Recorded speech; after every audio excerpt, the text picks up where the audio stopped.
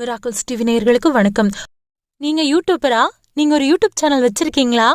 அப்படின்னா இது உங்களுக்கு ஒரு சூப்பரான ஆஃபர். உங்க சேனலை இலவசமா ஃப்ரீயா நாங்க ப்ரமோட் பண்றதுக்கு உங்களுக்காக ஒரு வாய்ப்பு கொடுக்கிறோம். உங்க சேனலோட வீடியோ லிங்க் ஸ்கிரீன்ல தெரியற இந்த வாட்ஸ்அப் நம்பருக்கு அனுப்புங்க. ஆடி மாசம் நெருங்கிறதுனால இலவசமா கட்டணமே இல்லாம ஃப்ரீ ப்ரமோஷன் பண்ணி தரப்படும். இது லிமிடெட் பீரியட் ஆஃபர். சோ இப்பவே வாட்ஸ்அப் பண்ணுங்க, ஃப்ரீயா உங்க சேனலை ப்ரமோட் பண்ணுங்க. ஒவ்வொரு சனிக்கிழமையும் ஜோதிடம் பத்தின சிறப்பு தகவல்கள் கொண்ட வீடியோக்களை நம்ம தமிழ்ல பார்த்துட்டு வரோம். இன்னைக்கு வீடியோவில் நாம பார்க்க போறது ஜோதிடம் தொடர்பான புரளிகளும் உண்மை நிலையோட விளக்கமும் பத்தி தான். கூடவே ரொம்ப நாள் கடன் தீர்றதுக்கு என்ன பண்ணணும் அப்படிங்கறதையும் பார்க்கலாம். அதுக்கு முன்னாடி ஒரு சூப்பரான சமையல் சேனல் பத்தி பார்க்கலாம். சேனல் பேரு மசாலா அண்ட் மோர்.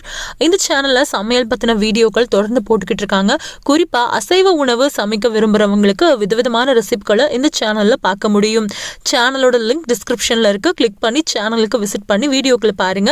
பிடிச்சிருந்தா சப்ஸ்கிரைப் பண்ணி பெல் பட்டன் பிரஸ் பண்ணிக்கோங்க. உங்க ஃபுல் சப்போர்ட் கொடுங்க. இப்போ வாங்க நம்ம வீடியோக்குள்ள போலாம். இப்போ நாம பார்க்க போறது ஜோதிடத்தில் இருக்கக்கூடிய புரளிகளை பத்தி. அப்படி ஒரு புரளி சமீபத்துல என்ன வந்துச்சு அப்படின்னு பார்க்கலாம்.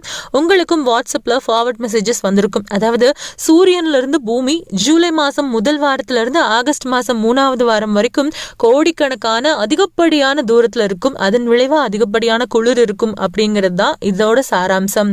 இதுக்கு பேரு அல்பெலியன் நிகழ்வு அப்படின்னு சொல்லுவாங்க. இப்படி நம்புற மாதிரியே புரளியை பரப்பி விடுவாங்க. உண்மையை மெதுவா தான் பரவும். ஆனா பொய் அப்படிங்கிறது அசுர வேகத்துல பரவும். யார் கிளப்பி விட்டாங்கன்னே தெரியாது.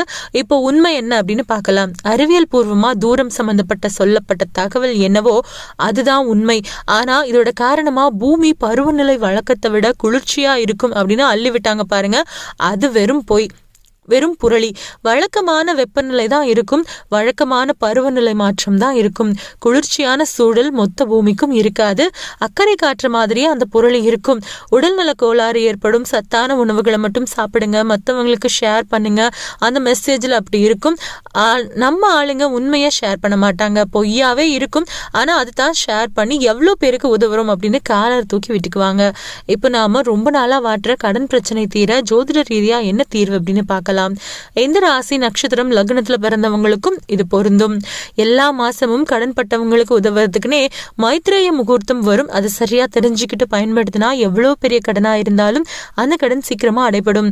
மைத்ரேய முகூர்த்தம் எல்லா மாசமும் வரும் அப்படிங்கிறதுனால உங்களுக்கு எப்ப வேணுமோ அதை கமெண்ட் பண்ணுங்க. உடனடியா ஒரு பதில் கிடைக்கும்.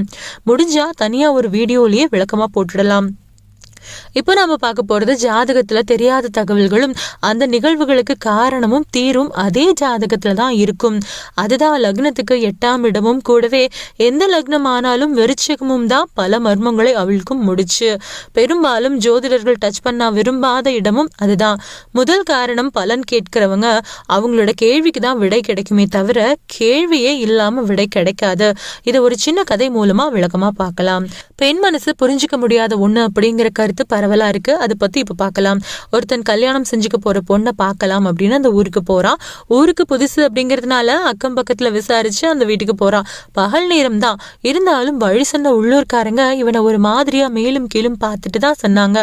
ஒருவேளை ஆள் புதுசு அப்படிங்கறதுனாலயோ அப்படியாதான் இருக்கும் அப்படின்னு நினைச்சுக்கிட்டான்.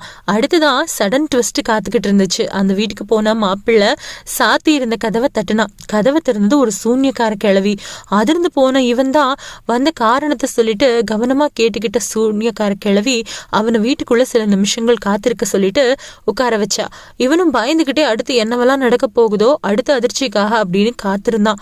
வெளியே பகல் பொழுது போய் மெதுவா இருட்டு வர ஆரம்பிச்ச நேரம் தெரிச்சு ஓடிடலாமான்னு கூட தோணுச்சு. கிளம்பலான்னு முடிவெடுத்த அதே நேரத்துல அழகான தேவதை மாதிரி ஒரு பொண்ணு வந்து நின்னா. அசந்து போய் நல்லா சாஞ்சு உட்கார்ந்துகிட்டா மாப்பிள்ளை. வந்த அழகான பொண்ணு இப்படி சொன்னா, கொஞ்ச நேரத்துக்கு முன்னாடி நீ பார்த்த சூன்யக்கார கிழவியும் நான் தான். என்ன கல்யாணம் பண்ணணும்னா ஒரு கண்டிஷன் இருக்கு, உனக்கு ஆதரவா ஒரு தீர்வு இருக்கு அப்படின்னு சொன்னா. சரின்னு சொன்னா இவன். என்னை கல்யாணம் செஞ்சுக்கிட்டா பகல் முழுக்க சூன்யக்காரியா தான் இருப்பேன். வெளியே எங்க போனாலும் அப்படிதான் இருப்பேன். இருட்டு வந்ததுக்கு அப்புறம் நீ தனிமையில இருக்கிறப்ப மட்டும் இப்படி அழகான தேவதை மாதிரி இருப்பேன்.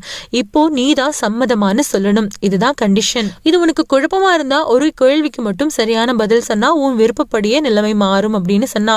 அவனும் சம்மதிச்சா. இவன் அந்த கேள்வியை கேட்டா. ஒரு பொண்ணு என்ன விரும்புவான்னு கேட்டா. இதுக்கு மட்டும் சரியான பதில சொல்லுங்க பார்க்கலாம் அப்படிங்கிற மாதிரி பார்த்தா. இவன் நடக்கிற விஷயங்களை மனசுக்கு மனசுக்குள்ள நினைச்சு பார்த்துக்கிட்டே சரியான பதில சொன்னான். அசந்து போனாவ நான் நாள் முழுக்கவும் அழகான தேவதையா இருக்க சம்மதிச்சா. இப்ப அவன் அப்படி என்ன பதில சொன்னான் அப்படின்னு பாக்கலாமா? ஒரு பொண்ணு அவ சம்பந்தப்பட்ட முடிவுகளை தானே எடுக்கதான் விரும்புவா. அப்படி முடிவெடுத்தா தேவதையாவும், பிடிக்காத முடிவுகள் திணிக்கப்பட்டா சூன்யக்காரியாவும் மாறிடுறா அப்படிங்கிறது தான் அவன் சொன்ன பதில். சரி, இந்த கதைக்கும் 8ஆம் பாவத்துக்கும் என்ன சம்பந்தம்னு பார்க்கலாம். திடீர்னு நடக்கும் எதுவுமே, இடியாப்ப சிக்கல் எதுவும், அந்த சிக்கலுக்கு விட எல்லாமே 8ஆம் பாவம் தான் மர்மம். இருண்ட காலம், இந்த பிறவியில அனுபவிக்க வேண்டிய சில பிரச்சனைகள்னு அதுக்கு தீர்வுன்னு எல்லாமே 8ஆம் பாவம் தான். இன்னும் வரப்போற வீடியோக்குள்ள இன்னும் நிறைய ஜோதிட தகவல்கள் பத்தி பார்க்கலாம். அது வரைக்கும் இணைஞ்சிருங்க. நன்றி, வணக்கம்.